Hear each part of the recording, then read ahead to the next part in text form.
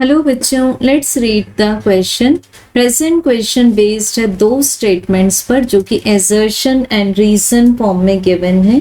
Assertion says the position of centre of mass of a body does not depend on size and shape of the body, and the reason says center of mass of a body lies always at the center of the body। सो बच्चों, सबसे पहले देखते हैं assertion, जिसमें बताया है कि shape and size change कर देने से सेंटर ऑफ मास की पोजीशन चेंज नहीं होगी। तो इसके लिए हम एग्जाम्पल लेते हैं एक ट्राइंगल का जिसकी हाइट है h, और दूसरा एग्जाम्पल लेते हैं एक कोन का जिसकी हाइट है h। अब ट्राइंगल के केस में बच्चों, अगर हम मान लें कि the base is BC, so base से h/3 हाइट पर, ये है टोटल हाइट हमारे पास में h, तो h/3 हाइट पर लाई करेगा centre of mass.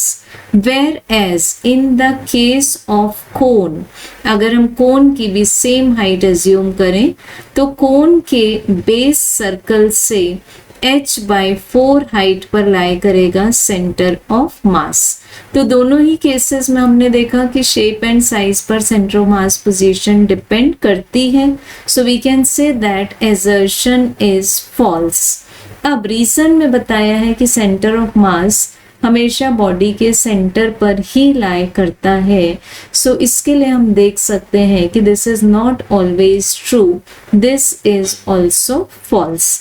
We can take the example such that ये हमारे पास में एक रिजिड बॉडी है, इसमें डिफरेंट पार्टिकल्स हैं डिफरेंट मासेस के। एक रेफरेंस पॉइंट मान लेते हैं, तो हमें यहाँ सेंटर ऑफ मास का पोजीशन वेक्टर मिलेगा on the basis of the distribution of masses of different particles. So इस तरह से हम इसके फॉर्मूले से मैथमेटिकली निकालते हैं that where is centre of mass located. अगर हम कार्बन मोनोऑक्साइड का एक सेकेंड एग्जाम्पल ले लें, this is carbon atom, this is oxygen atom.